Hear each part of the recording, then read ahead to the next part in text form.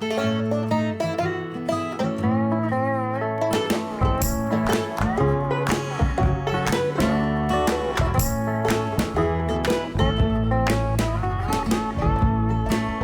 are towns in Appalachia that seem peaceful at first glance. Brick storefronts, a courthouse square, pickup trucks angled along curbs, mountains holding everything in place. Hillsville, Virginia is one of those towns.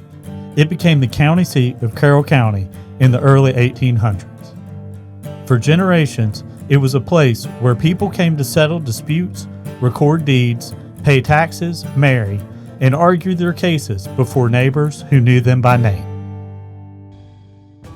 But in March of 1912, this quiet courthouse square became the site of one of the most shocking courtroom tragedies in American history, and the echoes of that day still live here.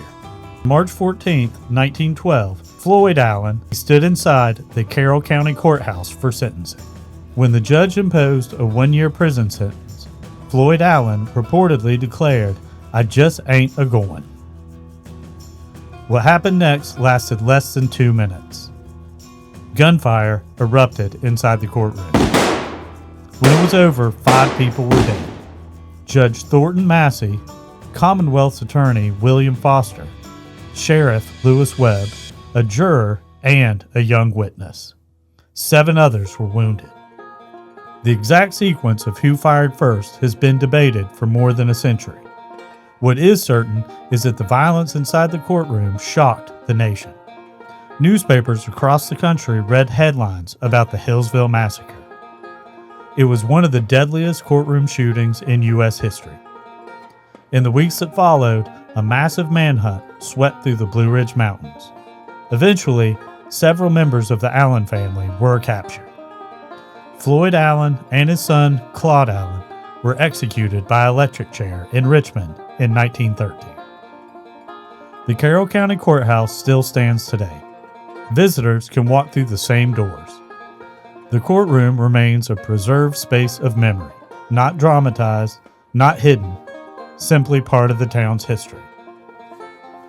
Hillsville did not ask for notoriety, but it carries it. If you come to Hillsville today, you might arrive not because of tragedy, but because of tradition. Every Memorial Day weekend and Labor Day weekend, the town hosts the Hillsville Flea Market and Gun Show. It began in the 1970s as a small gathering of vendors. Today, it is one of the largest flea markets east of the Mississippi River. For several days, the population of Hillsville multiplies. Fields, parking lots, and sidewalks fill with booths selling antiques, tools, quilts, produce, cast iron cookware, pocket knives, vinyl records, objects that carry their own Appalachian histories. It is less an event and more of a migration. People return year after year. Families camp. Deals are made at folding tables. Stories are traded as often as goods. In a town marked by one violent day in 1912, these weekends tell another story, one of gathering, commerce, and continuity. Hillsville was never a boom town in the coal sense, but it was steady. Agriculture, small manufacturing, and trade sustained it, and that steadiness remains part of its character. Today, Hillsville sits at the crossroads of U.S. Route 58 and Interstate 77. Making it a gateway between Virginia and North Carolina.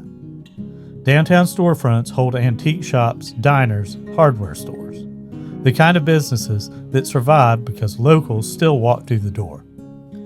The town continues to lean into its history. Visitors can tour the historic courthouse. Markers detail the 1912 shootout with factual clarity. Life here is not defined by a single headline. Children still ride bikes through neighborhoods. Church services fill on Sundays. Farmers still work land that has been in families for generations. Hillsville is a town that understands how quickly a moment can change everything.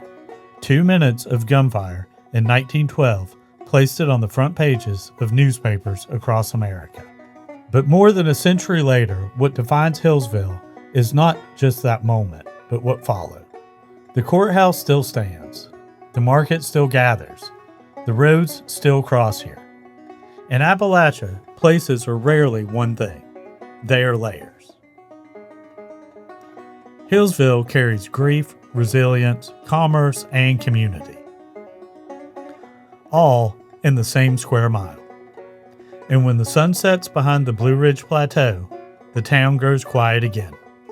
Not because it has nothing to say, but because it has already said it. In brick walls, in court records, in market stalls, and in memory.